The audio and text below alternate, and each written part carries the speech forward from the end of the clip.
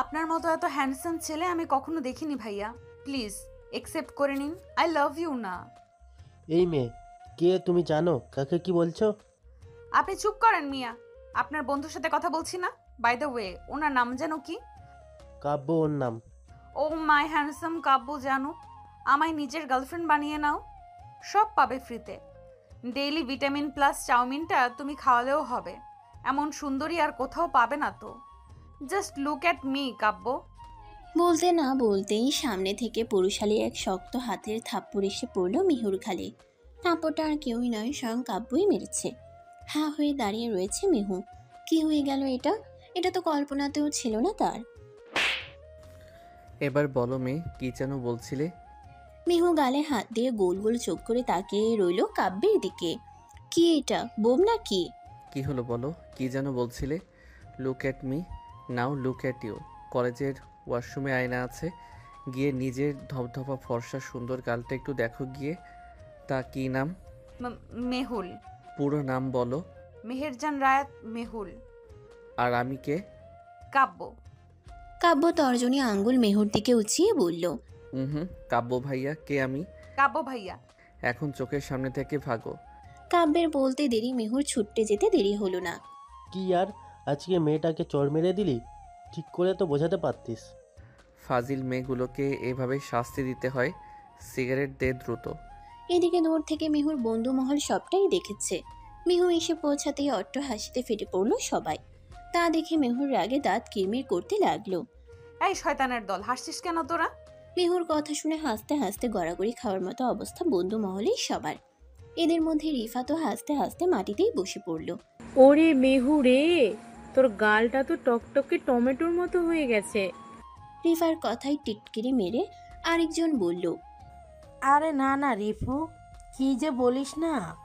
আরে আমাদের মিহু তো ব্লাস করেছে রে। ছেলেটারা কিস দিয়েছে তাই না মিহু? মিহুর বুঝতে অসুবিধা হলো না এরা দুজন তাকে নিয়ে মজা করছে। চোখ ছোট ছোট করে বলল, খুব বাড়াবাড়ি হয়ে যাচ্ছে কিন্তু এবার। ওই ছেলে কে, কি যেন নাম? হো, কাব্য। কাব্যর বাচ্চাকে তো ছাড়বো না আমি। বেটায় আমায় থাপ্পড় মেরেছে। দ্য গ্রেট মেহুলকে। দেখ বেটা আমি কি করি তোর। এত ভাব নিচ্ছিস যে ওনার কথা জানিস কিছু? কি জানবো? আরে ওটাই আমাদের কলেজের সিনিয়র আর প্রিন্সিপালের একমাত্র ছেলে। তাসুর কথা শুনে মেহুর ব্রুজোরা কুচকে গেল। এতক্ষণের কণ্ঠেশ্বর একটু নিচু হয়ে এলো। প্রিন্সিপাল স্যারের ছেলে? How is it possible? Rifa এসে মেহুর পিঠে একটা চাপড় মেরে বলল, এইটাই পসিবল। আমাদের প্রিন্সিপাল স্যারের মতো ভদ্র সভ্য হাসি খুশি মানুষের ঘরে জন্ম নিয়েছে এমন এক রকচটা ছেলে। কলেজে আসার পর থেকে তো হাজার নারীর ক্রাশ, তবে কাউকেই পাত্তা দেয় না। আর তোকে তো আজ টমেটোর মতো। এই একদম খেপাতে আসবি না বলে রাখলাম। সে হোক প্রিন্সিপালের ছেলে, আমি আজকের থাপ্পড়ের প্রতিশোধ নেবই নেব। মিলিয়ে নিস। বলে আর দাঁড়ালো না মিহু। গালে হাত বুলাতে বুলাতে ক্লাসের দিকে রওনা দিল। আর রিফা তাসু হাসতে হাসতে শেষ। কি দিনকাল পড়লো ভাই, জুনিয়র মেয়ে এসে এইভাবে বাঘের মতো আমাদের কাব্যকে প্রপোজ করার সাহস পায়। আহ, সাক্ষাৎ বাঘিনী। তো কাব্য, কেমন লাগলো বল? কেমন লাগলো মানে? তুলন চেয়ার টেনে আরেকটু সামনে এগিয়ে বসলো। পাশে উৎসুক দৃষ্টিতে তাকিয়ে আছে তাদের আরেক বন্ধু শয়নও। মানে কি, তুই না বললি একটা স্ট্রং মেয়ে দেখলেই বিয়ে করবি? তোর ওই মেয়েকে স্ট্রং মনে হলো? মানেটা কি? দেখলি না কেমন উড়ে এসে তোকে মুখের উপর প্রপোজ করে বসলো। একদম সাহসের রানী। কাব্য সিগারেটের টান দিয়ে বাঁকা হাসলো। গম্ভীর কণ্ঠে বলল, এই স্ট্রং, ওই স্ট্রং নয় রে পাগলা, দেখিসনি কেমন চিকনা রোগা মেয়ে। কাব্যের কথার ধরন দেখে তুলনার শয়ন হাঁ করে তাকিয়ে রইল। কাব্য এসব বলছে কিন্তু কি করে? ভাই এনি চান্স তুই কি বিয়ে করার জন্য কোনো হট আইটেম খুঁজছিস? কাব্য কিছু বলল না, শুধু বাঁকা ঠোঁটে হালকা হেসে সিগারেটে লম্বা টান দিল। চেয়ারের পিছনে হেলান দিয়ে চোখ বুঝতেই চোখের পাতায় ভেসে উঠল তখনকার কথা। ওই একটি বাক্য, আমায় নিজের গার্লফ্রেন্ড বানিয়ে নাও। চোখ খুলল কাব্য, মিনমিন স্বরে উচ্চারণ করলো একটি নাম। মেহুল, মেহেরজান রায়াত মেহুল। অনেক লুকোচুরি করে পা টিপে টিপে নিজের রুমের দিকে যাওয়ার সময়ে পেছন থেকে মেহুর ডাক পড়ল, দাঁড়াও ওখানেই। ব্যাস থেমে গেল মেহু।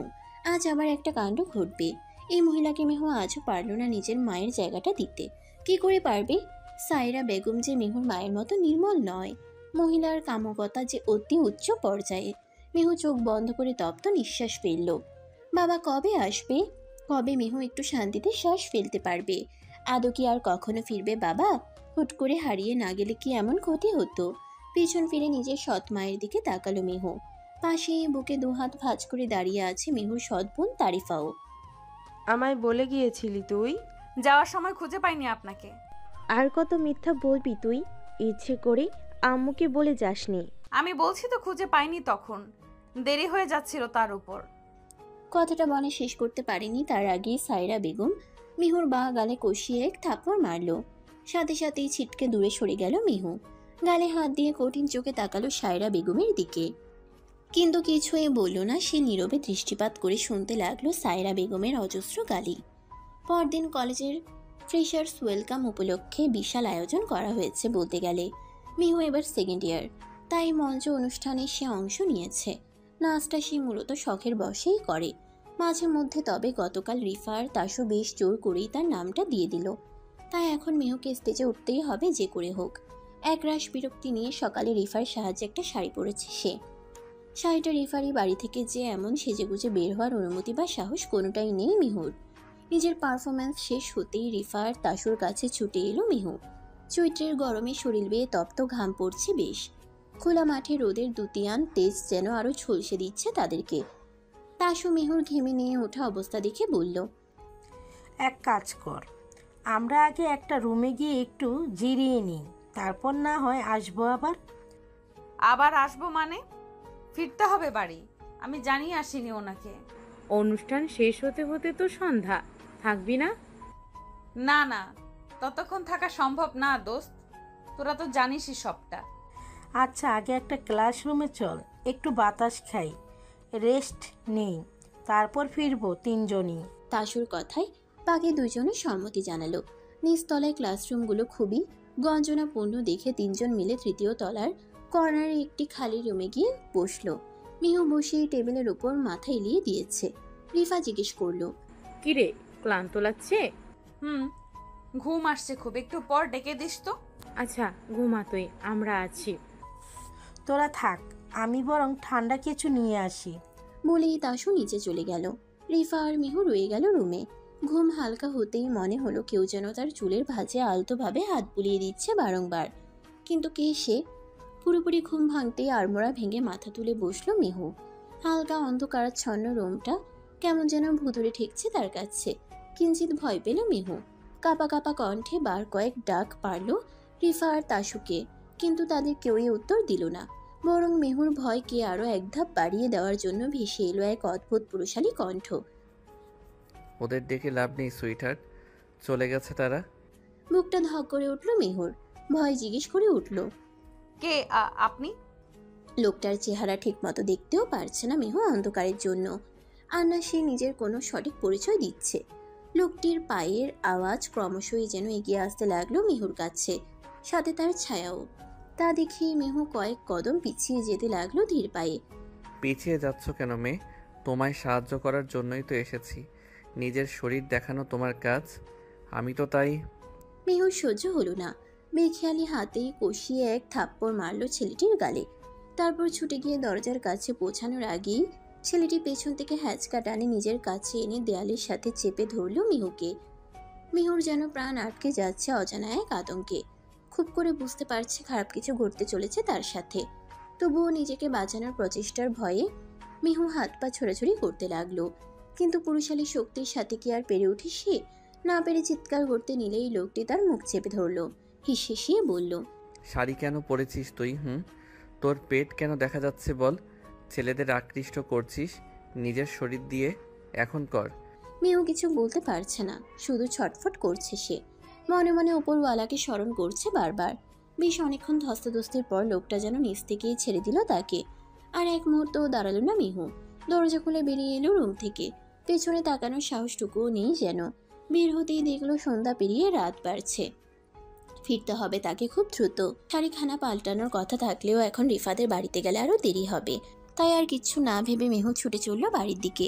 অন্ধকারে ঘেরা রুমটাতেই বসে আছে কাব্য, সাথে আছে তুলনার শয়নও। কাজটা কি আদৌ ঠিক করেছিস তুই কাব্য?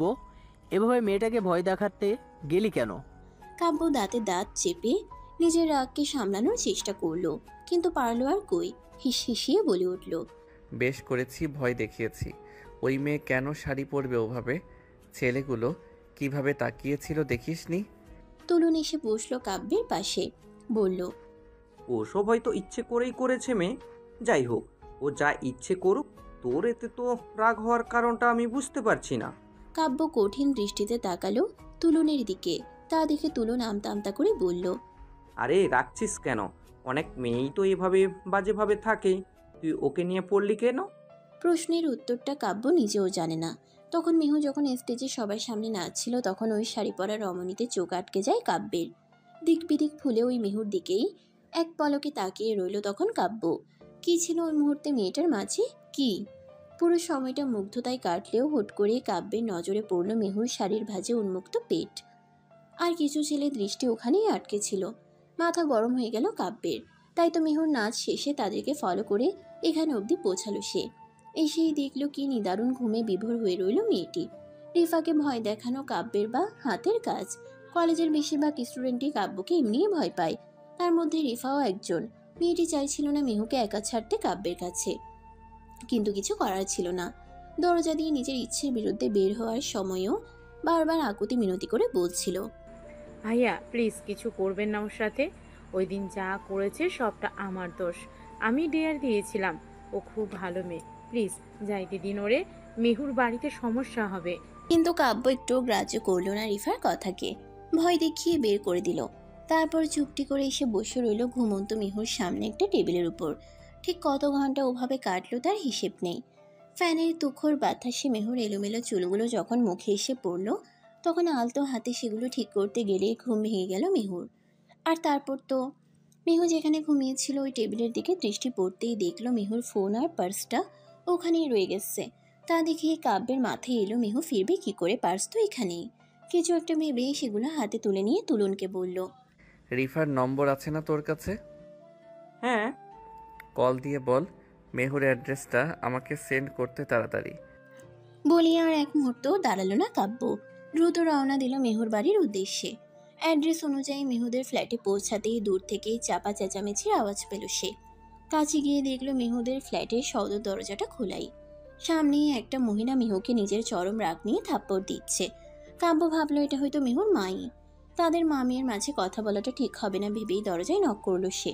সাথে সাথেই থেমে গেল সায়রা বেগম। মেহুও ফিরে তাকালো দরজার দিকে। কাব্যকে দেখে রীতিমতো অবাক সে। এই লোকটা এই মুহূর্তে কোথা থেকে এলো এখানে?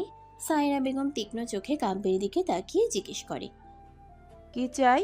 কাব্য হাতে থাকা মেহুর পার্স আর মোবাইলটা এগিয়ে দিয়ে বলল, মেহু, তোমার মোবাইল আর পার্সটা ফেলে এসেছো তুমি? কথাটা কানে যেতেই সায়রা বেগম কর্কট কণ্ঠে মেহুকে জিজ্ঞেস করলো, এই ছেলেটা কে? সত্যি করে বল। কলেজের সিনিয়র ভাই। উত্তরটা যেন পছন্দ হলো না সায়রা বেগমের। এগিয়ে গিয়ে কাব্যের হাত থেকে মেহুর পার্স আর মোবাইলটা এক প্রকার ছিনিয়ে নিয়ে বলল, ঠিক আছে, এবার যাও তুমি। কাব্য কথা বাড়ল না। মা মেয়ের ব্যাপার ভেবে সরে এলো সেখান থেকে। পরদিন ক্যাম্পাসের মাঠের এক কোনায় বেশ অনেকক্ষণে বসে আছে কাব্য, তুলনার শয়ন। মূলত এটা কাব্যেরই কাজ, কিন্তু এভাবে এখানে বসে থাকার কারণ খুঁজে পেল না তুলনার শয়ন। এক প্রকার বিরক্ত হয়েই বলে উঠল, দোষ আর কতক্ষণ? প্রায় 1.5 ঘন্টা হলো। কাব্য ভাই, বসে আছিস মাঠের মাঝখানে, সবাইকে আমরা দেখছি, আর আমাদেরও সবাই দেখছে। স্যার যদি একবার এই বিষয়টা দেখে কি হবে ভাবতে পারছিস তুই? এই এতক্ষণে কাব্য মুখ খুলল। বাবা কিছু বলবে না? তোর বাপ তোকে ভয় পায়, কিন্তু আমাদের তো না। তোর রাগ আমাদের উপর ঝাড়বে স্যার। রিফাকে একটা কল দে তো। হঠাৎ কাব্যের এমন কথায় বাইকের উপর থেকে নেমে দাঁড়ালো তুলন। সন্দেহী দৃষ্টিতে বলল, তোর কাহিনী কি বলতো? রিফা মেয়েটার পিছনে লেগেছিস দেখছি কাল থেকেই। ওর কিন্তু বয়ফ্রেন্ড আছে কাব্য, একদম ভেজাল করবি না। কাব্য যেন পাত্তাই দিল না তুলনের কথায়, আবার বলল, তুই কল দিবি? এই নিয়ে 4 বার কল দেওয়া হয়ে গিয়েছে, রিসিভ করছে না, দেখছিস তো। তোরা কল দিবি কি না?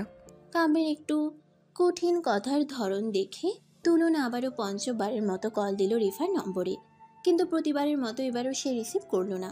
কাব্য বেশ বিরক্ত হলো বলতে গেলে।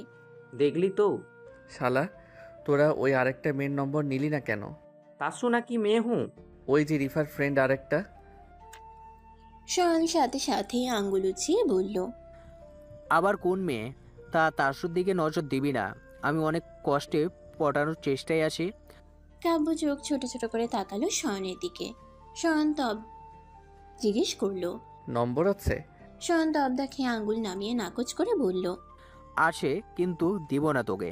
আমাকে দেওয়া লাগবে না, তুই নিজেই কল দে ওকে। শয়ন মুখ ভোতা করে চোখ উল্টিয়ে তাকিয়ে রইল কাব্যের দিকে। তখনই তুলন দূরে আঙ্গুল ইশারা করে বলল। ওই তো ওরা দুজন। তুলনের কথা শুনে কাব্য তড়িঘড়ি করে তাকালো সেদিকে। রিফা আর তাসু মাত্রই ক্লাস শেষ করে বের হচ্ছিল, তা দেখে কাব্য বলল, ওদের নিয়ে আয় তো। তুলে নিয়ে আসবো। কাব্য কোনা চোখে তাকিয়ে বলল। ডেকে নিয়ে আয়। শয়ন গিয়ে ডেকে আনলো তাসু আর রিফাকে। গতকাল কাব্যের করা কাজের কথা মনে পড়তেই দুজনের ভয় হচ্ছে। বারবার ঢোক গিলে গলা ভিজিয়ে নিচ্ছে দুজনই। রিফা ভয়ে ভয়ে বলে উঠল, আমরা তো কিছু করিনি ভাইয়া, আপনি যা বলেছেন, যেভাবে বলেছেন আমরা সেভাবেই কাউকে কিছু না বলে চলে গিয়েছি কালকে। সত্যি বলছি, মেহুকেও কিছু বলিনি। আরেকজন কোথায়? সত্যি বলছি ভাইয়া, আর কেউ নেই আমাদের সাথে, কাউকে কিছু বলিনি। কাব্য বিরক্ত হলো ভ্রুকুচকে বলল, মেহুল কোথায়? ওহো, মেহুর কথা বলছিলেন ভাইয়া? ও তো আসেনি আজকে। আসেনি মানে? কেন আসেনি? তা তো জানি না ভাইয়া, কল দিয়েছিলাম ওর ফোন বন্ধ, হয়তো বাসায় কিছু হয়েছে তাই। মুখ কুচকে বলল। কাব্য আর বলল না কিছু, কিছু একটা ভাবতে লাগলো নিজ মনেই। তারপরে হঠাৎ করে বাইকে উঠে বসে স্টার্ট দিতে যাবে, তখনই একটু দূর থেকে তাকে থামতে বলল তার বাবা, মানে কলেজের প্রিন্সিপাল জনাব আজিজ আহমেদ। কাব্য দাঁড়া একটু। কাব্য তাকালো বাবার দিকে। আজিজ দ্রুত এসে বলল, কোথায় যাচ্ছিস? গার্লফ্রেন্ডের বাড়ি। কেন? দেখা করতে। আর কেন? আচ্ছা, আগে আমায় একটু হসপিটালে ড্রপ করে দে তো দ্রুত, আমার গাড়িটার সমস্যা হচ্ছে, ঠিক করতে দেরি হবে জানালো। কাব্য চোখে সানগ্লাসটা লাগাতে লাগাতে বলল, আমার এখন ডেটে যাওয়াটা জরুরি, তুমি পরে যেও হসপিটাল। আরে রোগী হসপিটালে একা, আমার যাওয়ার দরকার সেখানে। কে রোগী? আমার বন্ধুর মেয়ে। বড় হয়েছে তো ও কি সারা জীবন ছোট থাকবে? আমার সাথে বিয়ে দেবে ওর? তাহলে যাব। ওকে তোর পছন্দ হবে না? কেন? ও ভালো মেয়ে তাই। বিয়ে না দিলে যাব না, বাদ। বলে কাব্য গাড়ি ঘোরাতে লাগলেই আজিজ বিরক্ত হয়ে বাধা দিয়ে বলল, আরে মেয়েটা আগে বেঁচে তো উঠুক, তারপর বিয়ে করিস। তো আমার ডেট? আমায় একটু কষ্ট করে হসপিটালের সামনে নামিয়ে দে, তারপর তুই ডেটে যাস। জানি না কোন মেয়ের আবার সর্বনাশ করতে নেমেছিস হতচ্ছাড়া। বলতে বলতে কাব্যের বাইকের পিছনে উঠে বসলো আজিজ। কাব্য কিছু না বলে শো করে বাইক টান দিল। এদিকে এতক্ষণ বাপ বেটার কথার ধরন শুনে হাঁ হয়ে রইল রিফা আর তাসু। মুখটা বন্ধ করে নাও আপা, এইটা স্বাভাবিক। 15 মিনিটও লাগেনি হসপিটালে পৌঁছতে, অথচ রাস্তাটা ছিল প্রায় 1 ঘন্টার। কাব্য যেভাবে বাইক চালিয়েছে, কিছু মুহূর্তের জন্য আজিজ তো বলতে গেলে দোয়াদৌড় পড়তে শুরু করে দিয়েছিল। বাইক থামাতেই আজিজ যখন নেমে দাঁড়ালো, তখন এতক্ষণের অবস্থার কারণে মাথা চক্কর দিয়ে উঠল তার। কাব্য চলে যেতে নিয়েও বিরক্ত হয়ে থেমে যায়। মুখ কুচকে বলল, ও বাবা, আমার মাথাটা ঘোরাচ্ছে রে।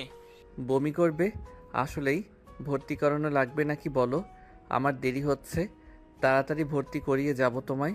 হতচ্ছাড়া, তোর আমাকে ভর্তি করানো লাগবে না, রোগীর কেবিন পর্যন্ত পৌঁছে দে, এতেই হবে। কাব্য নেমে চোখের সানগ্লাসটা খুলে গলায় ঝুলিয়ে নিতে নিতে জিজ্ঞেস করলো, কত নম্বর রুম? শুনে আর অপেক্ষা করলো না কাব্য। হুট করেই নিজের বাবাকে 2 হাতে আলকে পাচা কোলে তুলে নিল সে। আর এমন কাণ্ড দেখে দবদা খেয়ে গেল আশেপাশে সকলে, এমনকি আজিজ নিজেও। সাথে চেঁচামেচি তো আছেই। কি শুরু করলি তুই হতচ্ছাড়া? আমায় নামা। আরে আমার একটা মান সম্মান আছে তো নাকি? আরে ও রোমানা, কই তুমি? দেখো তোমার কোলাঙ্গার ছেলে কি শুরু করেছে।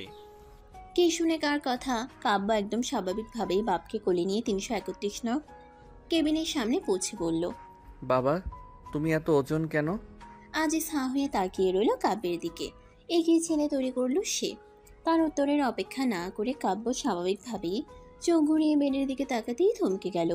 পরিচিত একটি মুখ আবিষ্কার করে, যে অবিশ্বাস্য চাহনিতে তাকিয়ে রইল সেই দিকে।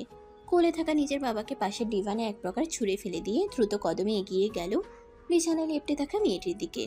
উদ্বিগ্ন হয়ে নিজের দু হাতের আঁচলে আগলে নিল ঘুমন্ত মেয়েটির গাল দুটি। মেহুল, কি হলো তোমার? তুমি হসপিটালে কেন? পেছন থেকে আজিজ নিজের ছেলের এমন কাণ্ড দেখে বলতে নিল। তুই চিনিস ওকে?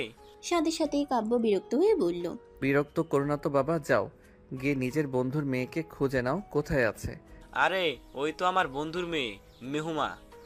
কাব্য এবার আজিজের দিকে তাকালো, তারপর আবার লক্ষ্য করলো মেহুর দিকে।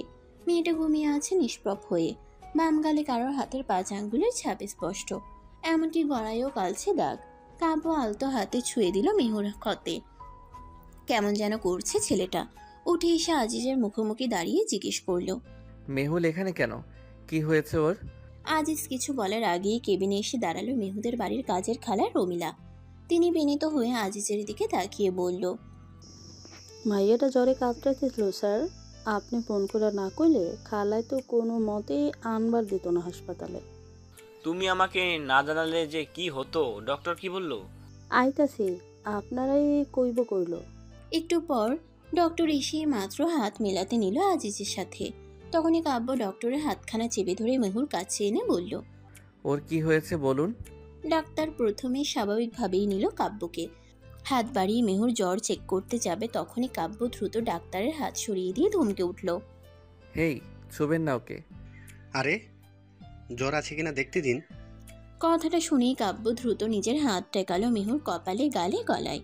তারপর আবার সোজা হয়ে দাঁড়িয়ে ডক্টরকে বলল, আছে জ্বর। কতটুক সেটা দেখতে দিন। বলেই আবার ডাক্তার মেহুর কপালে হাত ছোঁয়াতে যাবে, তার আগে আবার কাব্য তার হাত সরিয়ে দিল। থার্মোমিটার দিয়ে মাপুন। ডাক্তার ভ্রুকুচকে বিরক্ত হয়ে একবার আজিজের দিকে তাকালো। তা দেখে আজিজ না চাইতেও হালকা হেসে বলল, আমার ছেলে এটা, কাব্য। ডাক্তার কিছু না বলে একবার কাব্যের দিকে তাকিয়ে থার্মোমিটার দিয়ে মেহুর জ্বর মেপে নিল। জ্বর তো এখনো কমেনি তেমন। কাল রাইতে মেহু মামুনির খালায় অনেক মারছে, গলাও চাপ দিয়ে ধরছিল। মেহুর মা নেই ছোট থেকেই, ওর সৎ মা এমন করেছে। ওর বাবা আর আমি ছোট থেকে বন্ধু। যতদিন ওর বাবা ছিল ততদিন মেয়েটা একটু হলেও শান্তিতে ছিল, কিন্তু কয়েক বছর আগে হঠাৎ কোনো কারণ ছাড়াই ওর বাবা হারিয়ে যায়। এরপর থেকে আর ফেরেনি, আর তখন থেকেই মেহু মায়ের জীবন বিপদ নেমে এসে। কাব্য চোখ বন্ধ করে নিল খিচে। নিজের প্রতি চরম আফসোস হচ্ছে আজ তার। কাল মেহুদের বাড়িতে যাওয়ার পর সে যদি ঘুণাক করেও টের পেত মেহুর এই অবস্থা হবে, তাহলে তখনই মেহুকে নিজের সাথে করে নিয়ে আসতো সে। শরীরের আঘাত তো রয়েছেই, কিন্তু তার সাথে ও কিছু একটা নিয়ে খুব ভয়ে আছে, একটা ট্রমা। ঘুমের মধ্যেই কোনো ভয়ঙ্কর ঘটনার কারণে বারবার হাইপারও হয়ে উঠতেছে সে। ভয় থেকেও এরকম জ্বর হতে পারে। কাব্য ভ্রুকুচকে তাকালো মেহুর দিকে। কাল পর্যন্ত তো মেয়েটা ঠিকই ছিল, একদমই হাসি খুশি। এর মধ্যে আবার কোন বিষয় নিয়ে ট্রমাটাইজ সে ভেবে পেল না কাব্য। প্রায় 2 ঘন্টার মতো কাব্য মেহুর পাশেই বসে আছে, সাথে আজিজও। তিনি বসে বসে তার উগ্র পন্থা ছেলের কাণ্ড দেখছে। এই ছেলে হুট করেই এত শান্ত হয়ে গেল কেন? এক জায়গায় বসে আছে মেয়েটার দিকে তাকিয়ে, কোনো নড়চড় নেই। তুই ওকে কবে থেকে চিনিস? কিভাবে চিনিস ওকে? পরশু থেকে।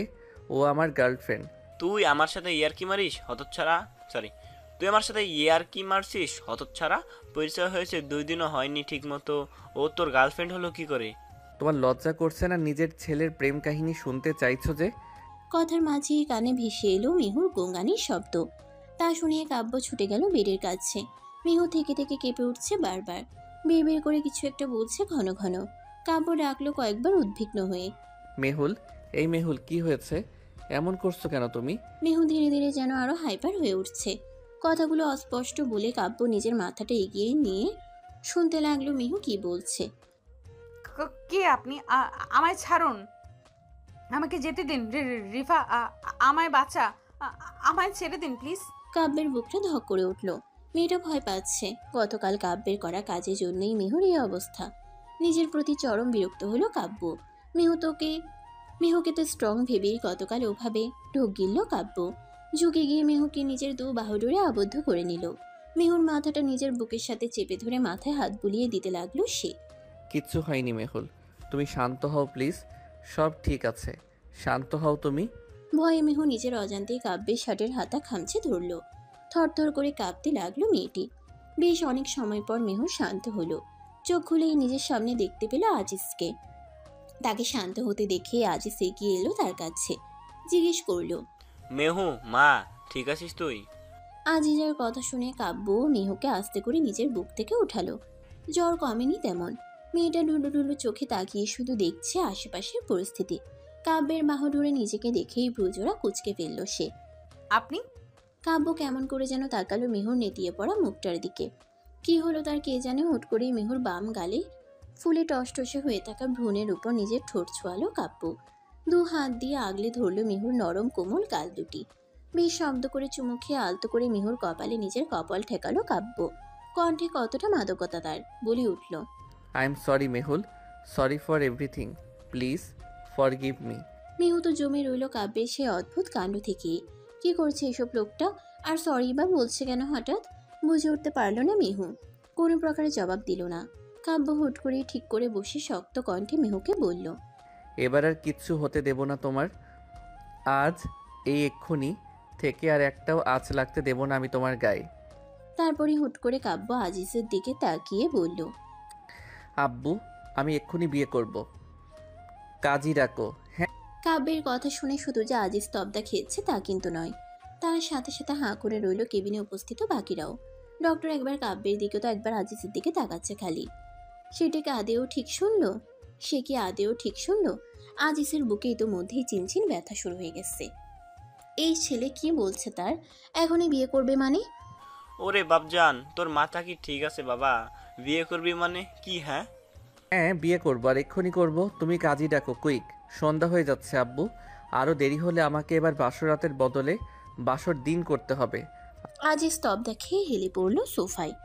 এদিকে মেহু এসবের কিছুই বুঝতে পারছে না। কাব্য ছেলেটি হঠাৎ এত বিয়ে পাগল হলো কেন? আব্বু তুমি কাজী ডাকবে না তো? ঠিক আছে, আমি ব্যবস্থা করছি। বলেই কাব্য পকেট থেকে ফোন বের করে নিজের মাকে কল দিল। রিসিভ করতেই, হ্যালো বাবা। আম্মু আমি বিয়ে করব এক্ষুনি। তোমার বরকে বলো এক্ষুনি কাজী ডাকতে এখানে, না হলে আমি কিন্তু এলাহি কাণ্ড ঘটিয়ে ফেলবো বলে দিলাম। ও মা, এই কি কথা বাবা? বিয়ে করবি মানে কি? হুট করে বিয়ে? আর মেয়েকে কাকে তুই বিয়ে করতে চাইছিস? কথাটা শুনে কাব্য একবার বেডে হাঁ করে বসে থাকা মেহুর দিকে তাকালো, তারপর বলল, ও নিয়ে ভেবো না তুমি আম্মু, মেয়ে একদম ভালো, আব্বুর বন্ধুর মেয়ে, সুন্দরীও বটে। তোমার যত্ন নিতে হেলামি করবে না। শুধু শরীরের যে অবস্থা তার, আমার যত্নটা ঠিক মতো নিতে পারবে কি না তাই সন্দেহ। মেহু চোখ গল গল করে তাকিয়ে আছে কাব্যের দিকে। একদিকে শরীর জ্বরে কাঁপছে, আরেকদিকে কাব্য আজিজ স্যারের বন্ধুর মেয়ে, মানে কাব্য কি কোনোভাবে মেহুকেই বিয়ে করবে বলছে? ভেবেই মেহু চেঁচিয়ে ওঠে, এই মেয়ে, আপনার মাথা ঠিক আছে? কি বলছেন এসব? আমি কেন আপনাকে বিয়ে করব? আহ! মেহু বলতে দেরি কাব্য দ্রুত ছুটে এসে নিজের তর্জনী আঙ্গুল ঠেকালো মেহুর ঠোঁটে। সাবধানী কণ্ঠে বলল, আস্তে মেহুল, এত জোরে কথা বলে না এখন। কবুল বলার সময় যদি গলা ভেঙে যায় তখন। মেহু যেন বাকশক্তি হারিয়ে ফেলছে কাব্যের কাণ্ডে। মেহুকে থামিয়ে কাব্য আবার তাকালো আজিজের দিকে। তুমি কাজী ডাকবে নাকি আমি আমার হবু বউকে নিয়ে পালাবো এখান থেকে? ব্যাস, এই কথাটা শুনেই মেহুর জানের পানি উড়ে গেল। দ্রুততার সহিত খাট থেকে নেমে দৌড়ে পালাতে নিলেই হাতের স্যালাইনের নলটা ছিঁড়ে গেল। গল গল করে রক্ত ঝরতে লাগলো হাত থেকে। তবুও মেহু থামলো না, ছুটতে গিয়ে পালাতে লাগলো। কিন্তু দরজা অব্দি যেতেই পেছন থেকে হ্যাচকা টান দিয়ে ধরে ফেললো তাকে কাব্য। বুঝতে পেরেই মেহু নিজেকে ছাড়ানোর জন্য ব্যস্ত হয়ে উঠল। সে চেঁচিয়ে বলতে নিল, ছাড়ুন আমার হাত, আমি আপনাকে বিয়ে করব না। কাব্যের মুখ থেকে একটি কথাও বের হচ্ছে না, শুধু শক্ত করে মেহুর হাতখানা চেপে ধরে রেখেছে সে। মেহুর শরীর কাঁপছে, জ্বরের কারণে শরীর প্রচণ্ড দুর্বল। নিজেকে ধরে রাখা দায়, তবুও আপ্রাণ চেষ্টা করে যাচ্ছে সে কোনো মতে এখান থেকে পালিয়ে যাওয়ার, কিন্তু পারছে আর কই। চেঁচামেচির মধ্যে দিয়ে কাব্যের মুখের দিকে তাকাতেই কেঁপে উঠল মেহু। কাব্যের চোয়ালদয় শক্ত হয়ে আছে, কপালের পাশের রগগুলো বেশ ফুলে উঠেছে। মেহু বেশ বুঝতে পারছে এই লোকটা যে রেগে গিয়েছে। চুপচাপ বিছানায় গিয়ে বসো তুমি। আমি আপনাকে বিয়ে করব না কখনোই। তোমাকে বিয়ে করতেই হবে। আপনাকে আমার বিয়ে করতে বই গেছে? পাগল সাইকো লোক একটা, চেনে না জানে না কি তখন থেকে বিয়ে বিয়ে শুরু করেছেন। কাব্য চুপচাপ এক দৃষ্টিতে তাকিয়ে রইল মেহুর দিকে। হাতটাও ছাড়ছে না মেহুর। অবস্থা বেগতিক দেখে মেহুর মাথায় তৎক্ষণাৎ একটা শয়তানি বুদ্ধি কাজ করলো। আশেপাশে একটু নজর বুলিয়ে নিয়ে অবস্থা বুঝে নিল। তারপরে খুব চাতুরতার সহিত চোখ দুটো ধীরে ধীরে বন্ধ করে ঢুলে পড়ল। তা দেখে পেছনে হেলে পড়ে যাওয়ার আগেই কাব্য মিহুল বলে হালকা চেঁচিয়ে ধরে ফেলল তাকে। হুট করিয়ে এতক্ষণের রাগে চটচড়ে ভাবটা কোথায় যেন গায়েব হয়ে গেল। চোখে এসে ভিড় করলো একরাশ ভয়। উদ্বিগ্নতায় ঘেরা চোখ দুটি নিয়ে ঘন ঘন মিহুর গালে চাপড় দিয়ে ডাকতে লাগলো। পাশে শুয়ে থাকা ডিফানি মিহুকে বসিয়ে তার মাথাটা নিজের বুকের সাথে হেলিয়ে রাখলো কাব্য। ডক্টর, আপনি ওখানে দাঁড়িয়ে করছেনটা কি? এদিকে আসুন। দেখছেন না মেহুল জ্ঞান হারিয়েছে? কাব্যের কথায় এতক্ষণে ডক্টরেরও যেন হুঁশ এলো। দ্রুত এগিয়ে গিয়ে চেক করলো মিহুকে, তারপর বলল, অতিরিক্ত স্টেজের কারণে এমন জ্ঞান হারিয়েছে। আপনি ওর সাথে এত রুড বিহেভ করবেন না প্লিজ। ওসব ছাড়ুন, ওর জ্ঞান ফিরবে কখন? কিছুক্ষণ পরেই। এইদিকে দুষ্টু মিহু মনে মনে ভিঞ্চি কেটে ভাবতে লাগলো, উফ, একটু পরে এই পাজি সাইকোটা আমাকে ছাড়ার আগে কোনো মতেই আমি চোখ খুলবো না। একবার ছাড় তুই আমায়, তারপরেই আমি পগার পার। আব্বু, তুমি কি কাজী ডাকবে না পণ করেই নিয়েছো? আমার বাবা জান, তুই একটু শান্ত হ, একটু ভেবে দেখ একটু মেয়েটার বিষয়ে। ঝোঁকের মাথায় তুই জোর করে মেয়েটাকে বিয়ে করে নিবি, তারপর যা হবে। তুই যদি ওকে পরে ছেড়ে দিস তাহলে হয়তো তোর কিছুই যায় আসবে না, কিন্তু মেহুমায়ের অনেক বড় ক্ষতি হয়ে যাবে রে কাব্য। আজ একটু নিজেরটা ছেড়ে মেহুর কথা ভাব। আমি ভেবেই বলছি সব। আজিজ পারছে না তার উগ্রপন্থী ছেলেকে বুঝাতে। চেঁচামেচি না করে এবার একটু সুন্দরভাবে বোঝানোর উদ্দেশ্যে কাব্যের পাশে এসে বসলো আজিজ। করুণ কণ্ঠে বলল, বাবা, একটু মেয়েটার কথা চিন্তা কর। গত কয়েক বছর ধরে ওর অবস্থা আমি দেখে আসছি। আমার বন্ধু শমিউল হারিয়ে যাওয়ার পর থেকে মেয়েটার জীবন নরকের থেকেও খারাপ হয়ে গেছে। সৎ মায়ের আর সৎ বোনের অত্যাচার সহ্য করতে করতে মেয়েটা ক্লান্ত। সবার সামনে কত হাসি খুশি থাকে নিজেকে একটু ঠিক রাখার জন্য। আমি চাই ওর স্বামীর সংসারটার যেন সুখের হয়। বাবা, তুই এখন ওকে বিয়ে করে যদি নিজের খাইশ অনুযায়ী মেয়েটাকে চালনা করিস তাহলে মেয়েটা আরো কষ্ট পাবে। বাবা, এইটুকু বোঝার চেষ্টা কর। তুই তো চাইলে আরো কত মেয়েকে পেয়ে যাবি। বাবা, ওকে ছেড়ে দে। বাবা, আমি কি নারী পাচার করছি যে একে ছেড়ে আরো কয়টা তুলে নেব? আজব। আর কি বললে? ওর সুখ?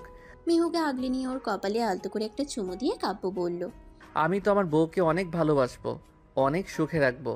এবার তোমরা দুজন, মানে তুমি আর আম্মু, কি নিজেদের পুত্রবধূর উপর অত্যাচার করবে যে ও সুখে থাকবে না? যদি এমন হয় বলো, আমি আজ রাতের মধ্যেই অন্য ফ্ল্যাট ভাড়া করছি। বিয়ে করেই বউকে নিয়ে সেখানে উঠব।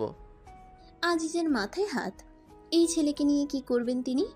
আমরা কেন অত্যাচার করব?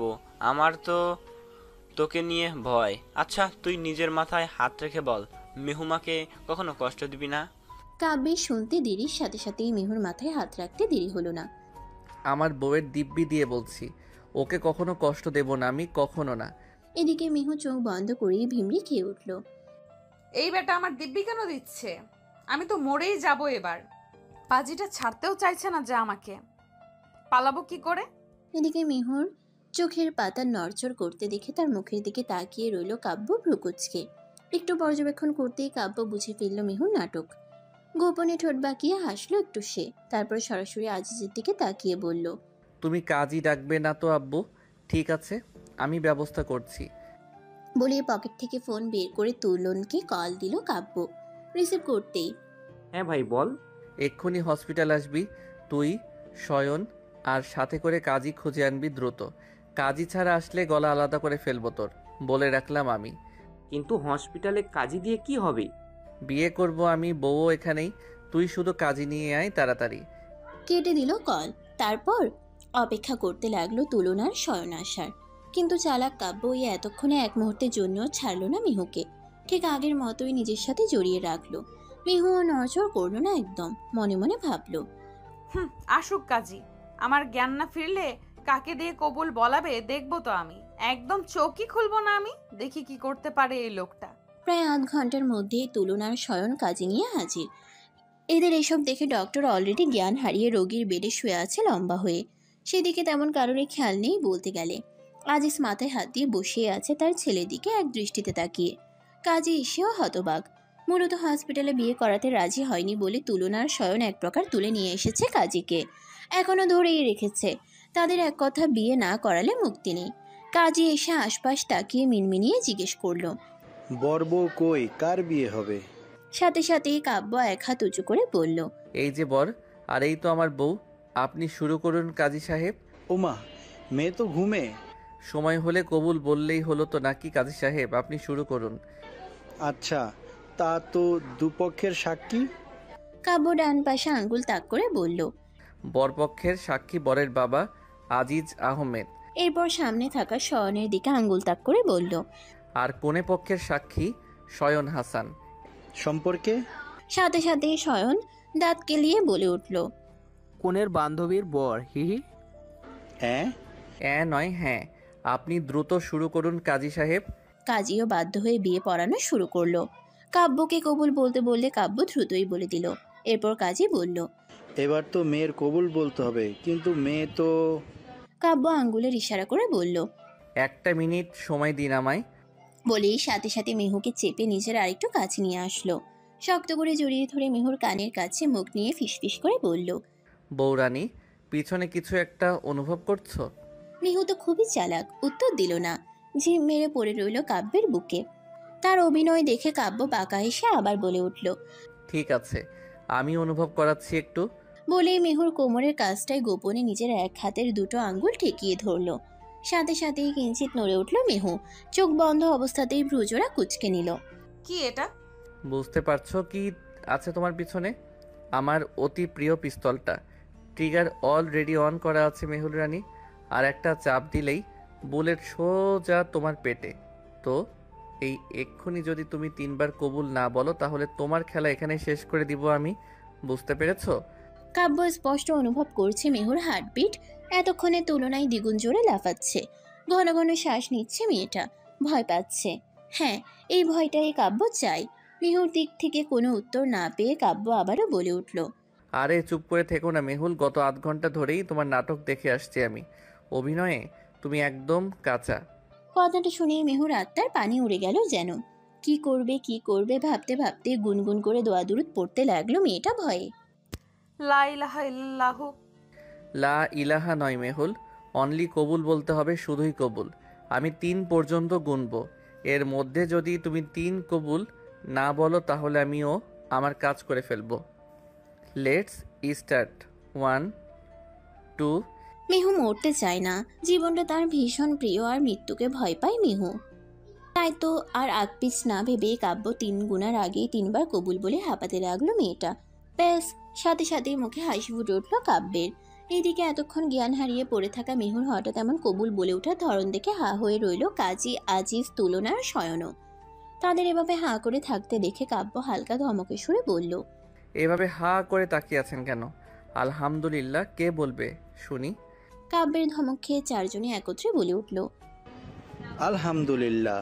মেহু উঠে বসে বুকে হাত দিয়ে ঘন ঘন শ্বাস ফেলতে লাগলো। কাব্য কি স্বাভাবিকভাবে মেহুর মাথায় হাত বুলাতে বুলাতে বলল, এতক্ষণ একভাবে বসে থাকতে থাকতে ঝিমিয়ে গিয়েছো মনে হয়। যাও মেহুল, একটু এদিক সেদিক হেঁটে এসো। মেহু দ্রুত তাকালো নিজের পিছনে।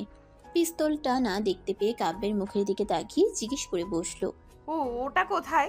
কোনটা মেহুল? আপনার ওটা। ছি ছি মেহুল, কি বলছো এসব সবার সামনে? আমার ওটা তো। মেহু চরম বিরক্ত হয়ে বলল, ছি, বদলোক, অসভ্য ছেলে। পিস্তলটা কোথায়?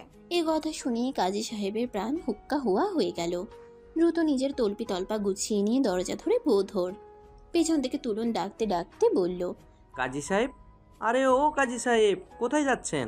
আরে আপনার টাকাটা তো নিয়ে যান। কাজী ছুটতে ছুটতে উত্তর দিল, আমার টাকা লাগবে না মশাই, বাইচা থাকলে আমি 2 দিন না খেয়ে থাকুম, তাও আমার টাকা লাগবে না, জায়গা। হ্যাঁ, বিয়েটা ঠিক এমন অদ্ভুত ভাবেই সম্পন্ন হয়ে গেল। কাব্য আর মেহুর। কাব্যের কাহিনী দেখে মেহু এতক্ষণে বুঝে গেল যে কাব্যের কাছে কোনো পিস্তলই নেই। শুধুই মেহুকে ভয় পাইয়েছে পাজি লোকটা। আব্বু, আমি আমার বউকে নিয়ে বাড়ি যাব, ব্যবস্থা করো তুমি। আজিজ হাঁ হয়ে তাকালো কাব্যের দিকে, বলল, মেহু তো অসুস্থ বাবা। কাব্য তাকালো মেহুর দিকে। মেয়েটার আগে ফুঁসছে। তা দেখে কাব্য হালকা হেসে মেহুর কপালে পড়া চুলগুলো কানের পিঠে গুজে দিয়ে বলল, বিয়ে করলে সব অসুস্থতা দূর হয়ে যায়। যেমন দেখো, এই যে আমার বউ একদম সুস্থ এখন, তাই না বউ? মিহু এক ঝাপটায় কাব্যের হাতটা সরিয়ে দিল নিজের। তা দেখে একটুও রাগলো না কাব্য, উল্টো বলল, ওহো, বুঝতে পেরেছি বউ। তুমি চাইছো প্রথমে তোমার সৎ মায়ের দোয়া নিতে, তাই তো? আচ্ছা, তাই হবে বউ। চলো আমরা দুজন মিলে গিয়ে তোমার বাড়ি থেকে দোয়া নিয়েই ফিরবো। বলতে দেরি কাব্যের উঠে দাঁড়িয়ে মিহুর হাত ধরে টানতে দেরি হলো না তার। মিহু বাধা দিতেই আবার কাব্য বলল, ও, তোমার হাঁটতে কষ্ট হচ্ছে? আচ্ছা চলো, বউকে তো কোলে নেওয়াই যায়। বলেই মিহুকে পাজা কোলে তুলে হাঁটা ধরলো কাব্য। পেছন থেকে তুলনার শয়ন হাততালি দিয়ে বলে উঠল, জিও ভাই জিও। আর আজিজ চেঁচিয়ে উঠল, হতচ্ছাড়া, মেয়েটাকে নামা, ও অসুস্থ। কে শুনে কার কথা? কাব্য তো চলেই গেল নিজের মতো। মিহুদের ফ্ল্যাটের সামনে এসে কলিং বেল চাপতেই দরজা খুলে দিল মিহুর সৎ বোন তারিফা। মিহুর পাশে কাব্যকে দেখেই মেয়েটি উচ্চস্বরে নিজের মাকে ডাকতে লাগলো, মা দেখো, মা এদিকে আসো একবার। দেখো মেহু গতকালের সেই ছেলেটাকে নিয়ে এসেছে। কথাখানা কানে যেতে দেরি। সায়রা বেগমের হাতে খুন্তি নিয়ে তেড়ে আসতে দেরি হলো না। হতচ্ছাড়ি বেয়াদব মেয়ে, এখন এই ছেলেকে নিয়ে এসেছিস আমাকে শায়েস্তা করার জন্য? আজ তোর হচ্ছে। বলতে বলতে মিহুর দিকে তেড়ে আসতে গেলেই মিহু ভয়ে কাব্যের পিছনে গিয়ে নিজেকে আড়াল করার চেষ্টা করলো। তার দিকে একবার তাকিয়ে কাব্য আবার সামনে তাকালো সায়রা বেগমের দিকে। মিহুকে মাত্রই আঘাত করতে নিল সায়রা বেগম, তখনই কাব্য তার হাতখানা ধরে ফেলল। রক্তলাল চোখ নিয়ে তাকালো সায়রা বেগমের দিকে। ঝাড়ি মেরে হাতখানা নামিয়ে দিয়ে চোখ বন্ধ করে নিজের রাগকে কন্ট্রোল করার চেষ্টা করলো। তারপর চোখ খুলে শান্ত কণ্ঠে বলল, এতদিন যা করেছেন, ভালো মন্দ যাই হোক, কেউ কখনো মেহুলের পাশে দাঁড়িয়ে কথা বলার মতো ছিল না। কিন্তু আজ থেকে ওর হাজবেন্ড ওর গায়ে একটা ফুলের টোকাও পড়তে দিবে না। কাব্যের কথা শুনে সায়রা আর তারিফা দুজনে ভ্রু কুঁচকে ফেলল। কি বলছে লোকটা? এই ছেলে, কে তুমি আর কি বলছো এসব? আমি মেহুর হাজবেন্ড কাব্য আহমেদ। কিছুক্ষণ আগে আমাদের বিয়ে হয়েছে। সায়রা অবাক হয়ে মেহুর দিকে তাকিয়ে রইল, বলল, এই মেয়ে, এসব কি শুনছি আমি? তুই কাকে বিয়ে করে আমার সামনে এসেছিস? আমাকে না বলে কি করলি এসব তুই? এসব কোনো প্রশ্নের উত্তরই মেহুল দিতে বাধ্য নয়। এসেছিলাম আপনার দোয়া নিতে, কিন্তু এখন মনে হচ্ছে আপনার মতো কুজ্জটি মহিলার দোয়া নেওয়ার চেয়ে না নিলেই উপরওয়ালা বেশি খুশি হবে। তো এসেছি যখন, দোয়া না হোক মেহুলের কিছু দরকারি জিনিস নিয়ে যাওয়াই যায়। বলেই কাব্য মিহুর দিকে তাকিয়ে বলল, তোমার রুম কোনটা বউ? মিহু আঙ্গুল তাক করে কোনায় একটা রুমের দিকে ইশারা করলো। তা দেখে কাব্য মিহুর হাত ধরে রুমের দিকে এগিয়ে গেল সায়রাকে তোয়াক্কা না করেই। এদিকে এদের এমন কাণ্ড দেখে সায়রার ভেতরে যেন আগুনের ফুলকি ঝরতে লাগলো। রুমে ঢুকেই ঠাস করে দরজা আটকে দিল কাব্য। মিহুকে নিয়ে বিছানায় বসিয়ে বলল, ব্যাগ কোথায় তোমার?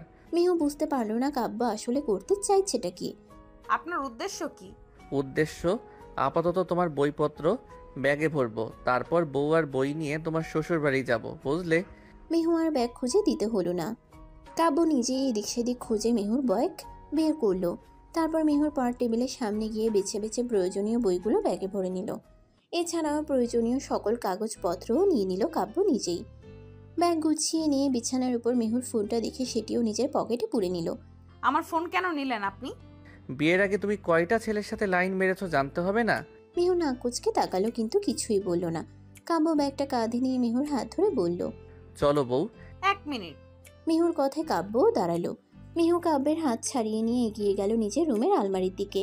সেটি খুলে বেশ ভিতর থেকে ছোট্ট একটি খাঁজ আঁকা বক্স বের করলো ধীরে সুস্থে। আলতো হাতে বক্সটি খুলে হাতে নিল একটি নূপুর, রূপার নূপুর এটি। মিহুর মায়ের শেষ স্মৃতি এই নূপুরটাই। নূপুরটিকে নিজের মুখের সামনে নিয়ে সেটাই ঠোঁট ছোঁয়ালো সে। তারপর আবার নূপুরটি বাক্সে নিয়ে এগিয়ে এলো কাব্যের কাছে। এবার চলুন। কাব্য আর কিছুই না বলেই মিহুকে নিয়ে সায়রার চোখের সামনে দিয়ে বেরিয়ে এলো সেখান থেকে। প্রায় আধ ঘন্টার পথ পেরিয়ে মিহুকে নিয়ে কাব্য পৌঁছালো তার নিজের বাড়ি। নিজের বলতে আজিজ আহমেদের বাড়ি। দরজা খুলে দিল রোমানা খানম নিজেই। মিহু হুট করে তাকে দেখে একটু অপ্রস্তুত হয়ে পড়ল। উনি কি আমায় নিজের বাড়ির পুত্রবধূ হিসেবে মেনে নেবে আদৌ, নাকি না? এইসব সাত পাঁচ ভাবতে ভাবতেই মিহু আস্তে করে সালাম করলো রোমানাকে। বৌমা রোমানের খুব পছন্দ হয়েছে। আজিজের মুখে মিহুর প্রশংসা এত এত শুনেছে যে মিহুকে পছন্দ না হওয়ার কোনো কারণই খুঁজে পেল না সে। মিহুকে নিজের বুকে জড়িয়ে ধরে আলতো স্বরে জিজ্ঞেস করলো, এখন শরীর কেমন আছে মেহুমা? ভালো আছি আন্টি। মিহুর উত্তর শুনে রোমানা খানম ভ্রুকুচকে তাকালো কাব্যের দিকে, জিজ্ঞেস করলো, কিরে তুই না বললি বিয়ে করেছিস? হ্যাঁ, বিয়ে না করলে বউ আনতাম ঘরে। রোমানা এবার মিহুর দিকে তাকিয়ে জিজ্ঞেস করলো, তুই শাশুড়িকে আন্টি ডাকছো কেন? আমাকে মা হিসেবে পছন্দ হয়নি বুঝি? মিহু দ্রুত দুদিকে মাথা নাড়ালো, বলে উঠল, এ মা, না না না, ছি ছি, পছন্দ হবে না কেন? আপনি তো ভালো। রোমানা হাসলো, বলল, আমায় ভয় পেও না মেয়ে, নিজের মায়ের মতোই ভাবতে পারো। মিহু মুচকি এসে মাথা কাত করে সম্মতি জানালো। আম্মু, তোমার বৌমাকে জিজ্ঞেস করো তো আজকে বাসরটা করতে পারবে কিনা, আমার লজ্জা লাগছে বলতে। কাব্যের কথা শুনে মিহু চোখ বড় বড় করে কাশতে লাগলো। এই লোকটার কি মাথায় বুদ্ধি শুদ্ধি নেই? কার সামনে কি সব বলছে? একদম না। কি না? মিহু অসুস্থ, হসপিটাল থেকে নিয়ে এসেছিস মেনে নিলাম, কিন্তু ওই অসুস্থ হওয়ার আগে এসবের জন্য একদম জোর করা যাবে না। ততদিন ও আমার রুমে ঘুমাবে। কাব্য শুনেই সবল কণ্ঠে প্রতিবাদ জানালো। এসবের মানেটা কি? হ্যাঁ, আমি এত কষ্ট করে বিয়ে করলাম, ঘরে বউ আনলাম, আর আমার বউকে আমার সাথে থাকতেই দেওয়া হবে না? তাহলে বিয়ে কেন করলাম? অত শত বুঝি না আমি। মিহুমা, তোমার কোনো আপত্তি আছে? মিহু তো যেন হাতে চাঁদ পেয়ে গেল, বলল, না না আম্মু, আপনি একদম ঠিকই বলেছেন। আর এই লোকের সাথে আমি কিভাবেই বা ঘুমাবো? এসব কি কথা? কথার মাঝেই মিহুর মাথাটা কেমন চক্কর দিয়ে উঠল। তাকে টলতে দেখে কাব্য ছুটে এসে ধরল তাকে। মেহুল, ঠিক আছো তুমি? মিহু নিজেকে সামলে নিয়ে বলল, ঠিক আছে, একটু দুর্বল লাগছে আর কি। কাব্য, তুই বৌমাকে নিয়ে রুমে যা, আমি কিছু খাবার পাঠিয়ে দিচ্ছি, খেয়ে একটু রেস্ট করো। কাব্য সম্মতি জানিয়ে মিহুকে নিয়ে নিচে রুমে গেল। তাকে বিছানার বোর্ডের সাথে হেলান দিয়ে বলল, থাকো তুমি, আম্মু আসবে একটু পর। আমি কিছু ড্রেস নিয়ে আসছি তোমার জন্য, এরপরে না হয় চেঞ্জ করে নিও। মিহু মুখ ভেঙচি কেটে বলে উঠল, আদিক্ষেতা কম দেখান আপনি। আপনার উদ্দেশ্য কি বলুন? এইভাবে আমায় বিয়ে কেন করেছেন? মানুষ বিয়ে করে কেন? প্রথমে কয়েকদিন বউকে খাওয়ার জন্য, আর এরপর বাচ্চা কাচ্চা পালনের জন্য।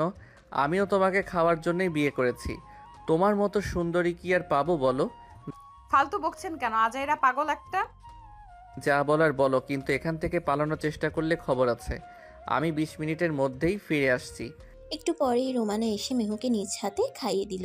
তারপর বলল, তুমি না হয় এখন একটু রেস্ট নিয়ে নাও, কাব্য আসলে তখন চেঞ্জ করে নিও। মিহু ও রোমানার কথায় সাই জানিয়ে বিছানায় কাত হয়ে শুইল। কখন যে চোখ লেগে এসেছে বুঝতেই পারল না মিহু। টাটকা ঘুম ভেঙেছে পরদিন সকালে একদম, তাও চকচকে আলো চোখে পড়ায়। আর মোড়া ভেঙে এক চোখ খুলতেই দেখলো বিছানার পাশের বড় জানালাটা খোলা। বিরক্ত হয়ে মিহু ঘুম ঘুম কণ্ঠে বলে উঠল, জানলাটা কেন খুলেছেন? তেরা মার্কা কথা কানে যেতেই ভ্রু কুচকে উঠে বসলো মিহু। সামনে তাকিয়ে দেখলো কাব্য সোফায় বসে শো পড়ছে।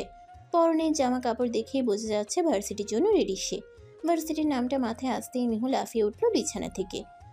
আল্লাহ, আজ আমার অ্যাসাইনমেন্ট জমা দিতে হবে। বলে মিহু এদিক সেদিক না তাকিয়ে সোজা গিয়ে নিজের ব্যাগটা খুলে অ্যাসাইনমেন্ট পেপারগুলো আর বইপত্র নিয়ে খাটের কোনায় বসলো। বিড়বিড় করে দ্রুততার সহিত লিখতে লিখতে বলল, আল্লাহ, আজ আমি শেষ। কাব্য ভ্রু কুচকে দেখলো পাগলের কাণ্ড। পরক্ষণেই ধীর পায়ে উঠে গিয়ে আস্তে করে দাঁড়ালো মিহুর পেছনে।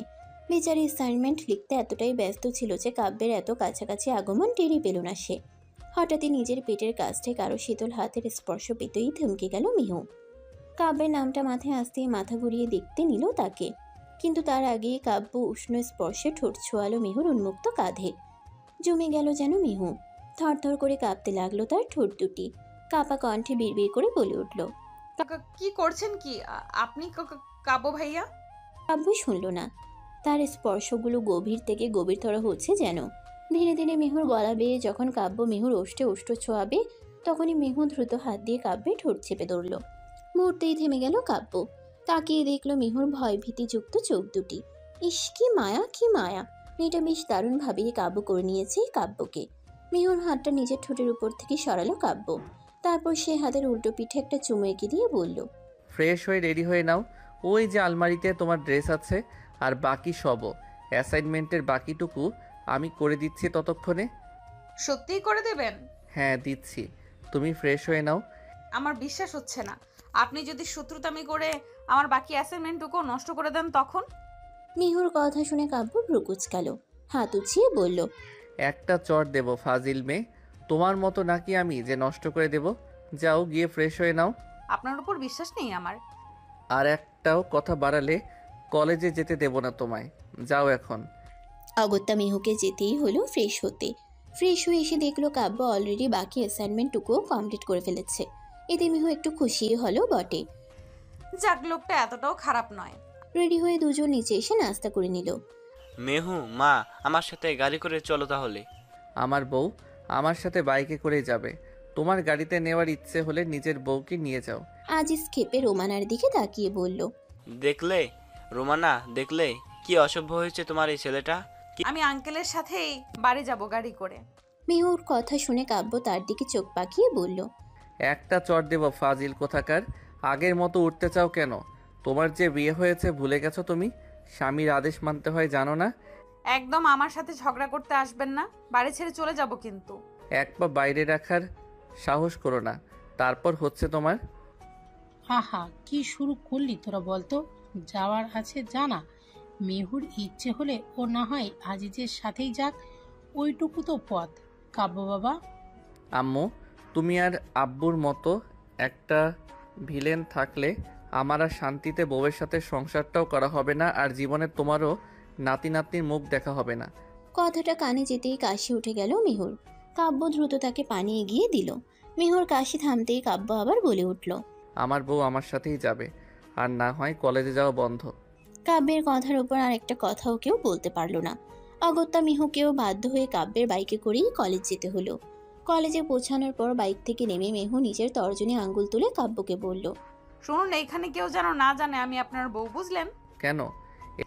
এত শত বলতে পারবো না, জানলে কিন্তু ভালো হবে না, বলে দিলাম। কথার মাঝে দূর থেকে রিফার কণ্ঠ শুনে সেদিকে তাকালো মেহু। তারপর কাব্যের সাথে আরেকটিও বাক্য বিনিময় না করে ছুটে চলে গেল রিফার তাসুর কাছে। পেছন থেকে কাব্য তাকিয়ে রইল তার সদ্য বিবাহিত বউটার দিকে। আপন মনেই হাসল সে। তারপর তুলনার শয়নে আসতেই নিজের কাজে চলে গেল। 4টা ক্লাস শেষ মেহুর, 5ম ক্লাস চলমান। খিটখিটে স্যারের ক্লাসটা আসলেই মেহু, রিফার, তাসু সবসময় পেছনের দিকে চলে যায়। আজও তার ব্যতিক্রম হলো না। একদম শেষের দিকে টেবিলে বসে গল্প করছে 3জন মিলে। এই মিহু, বুঝলাম না আজ হঠাৎ তোর নতুন জামা কেন? ড্রেসটা তো সেই সুন্দর রে মিহু, কে কিনে দিয়েছে? মিহু সেই তখন থেকে এদের এসব কথায় বিরক্ত, তাই দাঁতে দাঁত চেপে বলল, আমার জামাই কিনে দিয়েছে বলো। তাসু আর রিফা হুহা করে চেপে হেসে উঠল। একটু পরেই তাসু বাইরের দিকে আঙ্গুল তাক করে বলল, ওই দেখ কাব্য ভাইয়া, আজ আবার কোনো মেয়ে তাকে পটানোর চেষ্টা করছে, কে জানে। ইস, প্রিন্সিপালের ছেলেটা এত হ্যান্ডসাম না? আমার যদি বয়ফ্রেন্ড না থাকতো আমি এই ছেলের পিছনে লটকে পড়ে থাকতাম। রিফার কথা শুনে মেহুর ভ্রু কুচকে এলো। তার জামাই এর পিছনে লটকে পড়বে, মেহু দেবে? ভাবতে ভাবতে বাইরে তাকিয়ে দেখলো দূরে কাব্য দাঁড়িয়ে কোন একটা মেয়ের সাথে কথা বলছে। ব্যাপার কি? এই লোকটা এইভাবে কোনো মেয়ের সাথে কথা বলছে আবার? নিশ্চয়ই ফ্লার্টিং করছে। ওয়েট মিস্টার কাব্য আহমেদ, আজ আপনার হচ্ছে। ঘরে বউ রেখে বাইরে এসব ফষ্টি নষ্টি বের করছে আপনার। নিজের মনে মনে এসব বলে মেহু দাঁড়িয়ে পড়ল। স্যার তাকাতে হালকা হাত উঁচু করে বলল, বের হব স্যার। শুনেই স্যার ইশারে তাকে যেতে বলল। মেহুকে বের হতে দেখে রিফার, তাসুও তার সাথে সাথে বেরিয়ে গেল। মেহু দাঁতে দাঁত চেপে এগিয়ে যেতে লাগলো কাব্যের দিকে। তা দেখে পেছন থেকে রিফার, তাসুও এগিয়ে যেতে যেতে বলল, এই মা, এই মেয়েটা কাব্য ভাইয়ের কাছে কেন যাচ্ছে? ওরে মেহু, তোর কি আজ আবার থাপ্পড় খাওয়ার শখ জেগেছে নাকি রে? ওই দেখ, ওই দিকে কেন যাচ্ছিস? মেহু এদের কথার একটারও উত্তর দিচ্ছে না। একদম গিয়ে স্থির হলো কাব্যের সামনে গিয়ে। চুপচাপ বুকে দুহাত গুজে দাঁড়িয়ে শুনতে লাগলো তাদের কথা। কাব্য চুপ। অপরিচিত মেয়েটির কথা শুনিয়ে বোঝা যাচ্ছে সে কাব্যকে ইমপ্রেস করতেই এসেছে।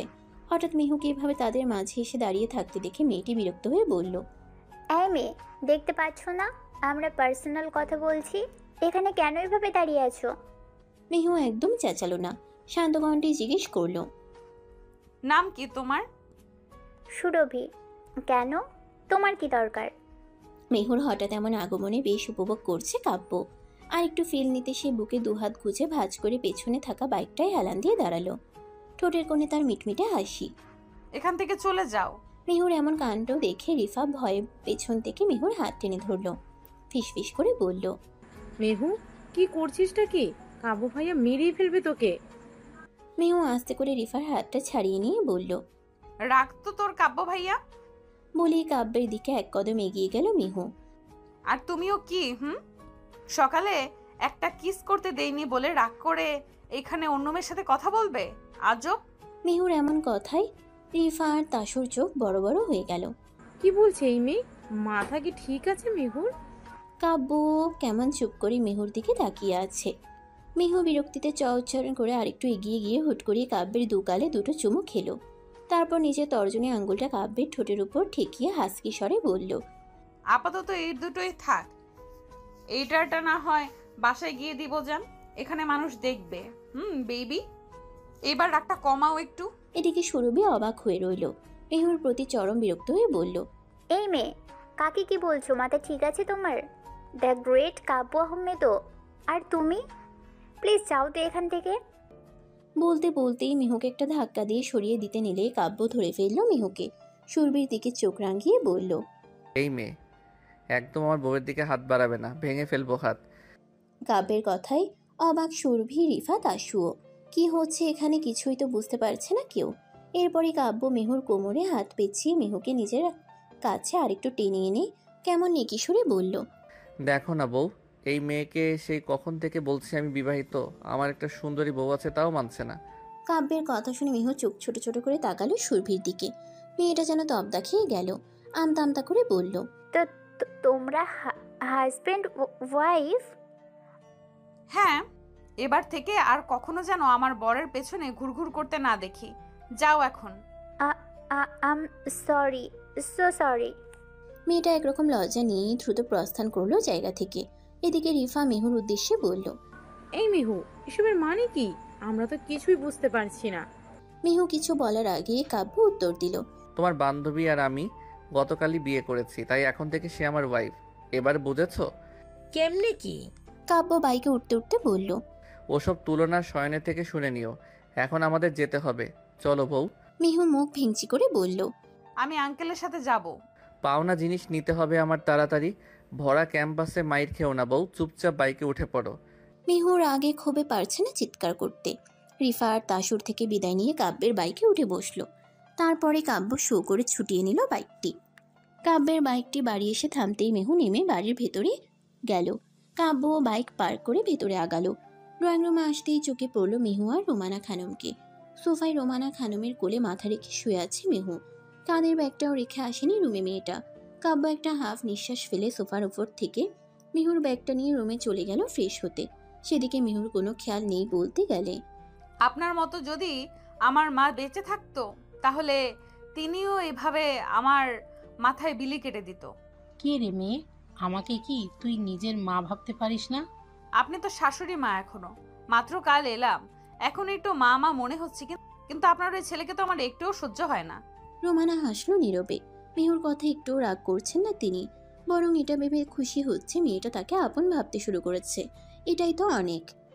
আমার ছেলে কি এমন করলো তোর সাথে যে তুই ওকে সহ্য করতে পারছিস না? কি করলো মানে? দেখেননি কাল কেমন জোর করে বিয়ে করে নিয়ে এসেছে আমাকে? নেহাত আমার ওই বাড়ি থাকতে ইচ্ছে করে না বিধায় বিয়েটা করে এলাম, না হলে আমার বয়েই গেছে অমন ছেলেকে বিয়ে করতে। বাহ, এত অপছন্দ করিস আমার ছেলেকে?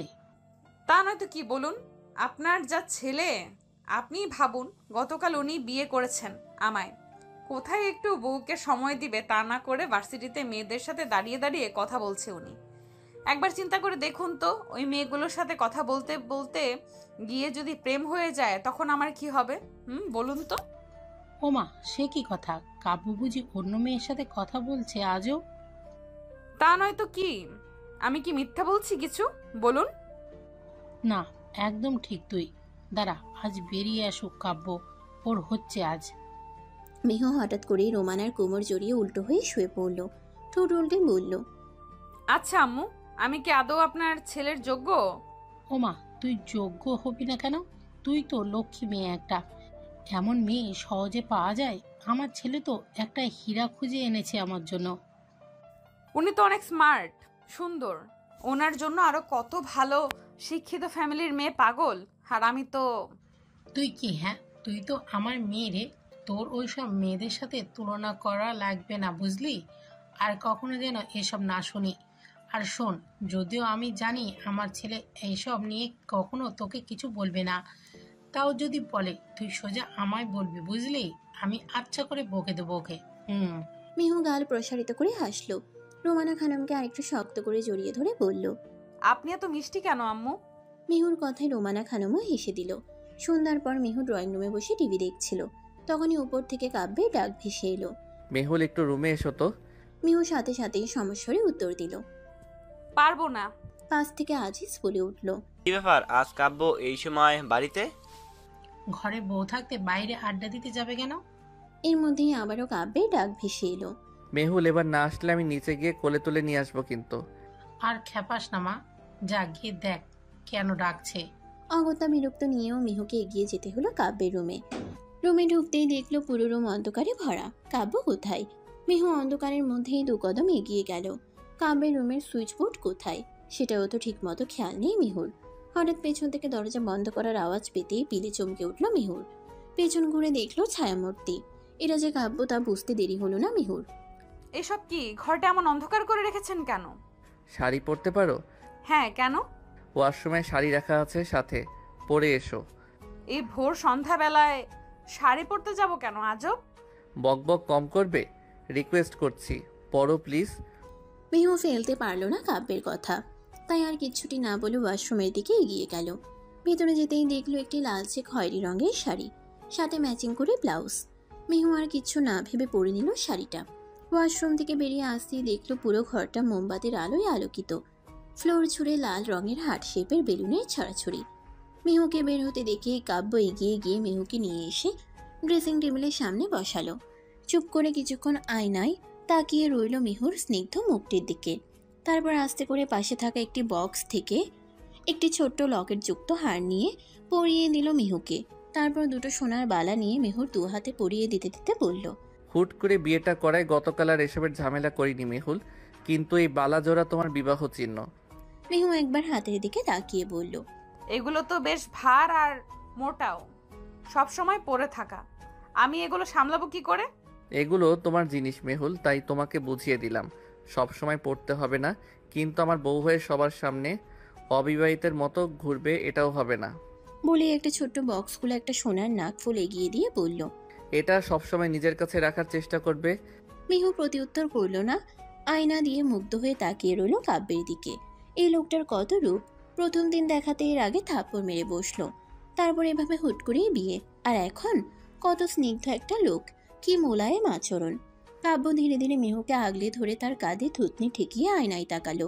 স্নিগ্ধ কণ্ঠে বলতে লাগলো, সেদিন যখন প্রথম তুমি ফ্রেন্ডদের থেকে ডেয়ার নিয়ে আমার সামনে এসে দাঁড়ালে, আমি অবাক হয়েছিলাম তোমার সাহস দেখে। স্বয়ং কাব্য আহমেদকে নাম ধরে ডেকে প্রপোজ করলে মেয়ে তুমি। তবে তোমার বাজে ধরন দেখে চরম রাগ হয়েছিল বটে, তাই তখন এই নরম গালে আমি থাপ্পড় মেরে দিয়েছিলাম। সরি পাখি। বলে আলতো করে মিহুর গালে গাল ঘষে দিল কাব্য। মিহুর শরীরের রন্ধ্রে রন্ধ্রে কেঁপে উঠছে কাব্যের এমন স্পর্শে। মুখ দিয়ে কিছুই বের করতে পারছে না যেন। কিন্তু প্রথম যেদিন তোমার স্টেজে শাড়ি পরা দেখলাম, সেদিন আমার কিছু একটা হয়েছিল। আমি এই প্রথমবারের মতো মুগ্ধ নয়নে কোনো মেয়েকে এতটা সময় ধরে পর্যবেক্ষণ করছিলাম, কিন্তু পরক্ষণেই যখন দেখলাম কয়েকটা ছেলে তোমার দিকে অন্যভাবে তাকিয়ে আছে, খুব রাগ হলো আমার। হুট করে এমন হওয়ার কারণ খুঁজে পেলাম না। আমি শুধু এটুকুই বুঝেছিলাম যে এই মেয়েটা শুধু আমার, কলেজের ফাজিল মেয়েটাকে আমার চাই। তাই তো সেদিন রাগের মাথায় অন্ধকার রুমে এইটুকু কানে যেতেই চোখ বড় বড় করে পেছন ফিরে কাব্যের দিকে তাকালো মিহু। তা দেখে কাব্য বলে উঠল, সেদিনের জন্য আমি খুবই সরি মেহুল। আমার জন্য তোমার লেট হওয়া, মার খাওয়া, ভয়ে যে জ্বর চলে আসবে এরকম তোমার জানতামও না, কিন্তু তার জন্য আমার আফসোস নেই। ওই রকম পরিস্থিতি না হলে হয়তো আমি তোমায় এত তাড়াতাড়ি পেতাম না নিজের বউ রূপে। রকিং চেয়ারটা ঘুরিয়ে এবার মিহুকে নিজের সামনাসামনি করলো কাব্য। একগুচ্ছ গোলাপ মিহুর দিকে এগিয়ে দিয়ে বলল, বিয়ে তো করে নিয়েছি, কিন্তু সম্পর্কে বিশ্বাস ভালোবাসা খুবই জরুরি। আমি তোমাকে ভালোবাসি মেহুল পাখি, বলো গ্রহণ করবে আমায়? মিহু অবাক চোখে তাকিয়ে রইল কাব্যের দিকে। চোখের পানি টলমল করছে তার। কাঁপা কাঁপা কণ্ঠে বলল, আমি একটু যত্ন চাই। কখনো কষ্ট দেবেন না তো আমায়? কখনো না। সব সময় এমন করে ভালোবাসবেন তো? বাসবো পাখি, তুমি আমার হয়ে থাকবে, কথা দাও আমায়। মিহু আলতো হাতে ফুলগুলি তুলে নিয়ে বলল। কথা দিলাম আপনার হয়েই কাটিয়ে দেব বাকিটা জীবন। কাব্য হাসলো, শক্ত করে ঝাপটে ধরলো মিহুকে, কপালে আলতো করে চুমু এঁকে দিল নিজের অর্ধাঙ্গিনীর। আর এইভাবেই একটি অনরম মলিন কাহিনীর শেষ থেকে এক নতুন সূচনা হলো আজ। সমাপ্তি। আবার দেখা হবে নতুন কোনো গল্পে। সে পর্যন্ত সবাই ভালো থাকবেন এবং সুস্থ থাকবেন। আল্লাহ হাফিজ।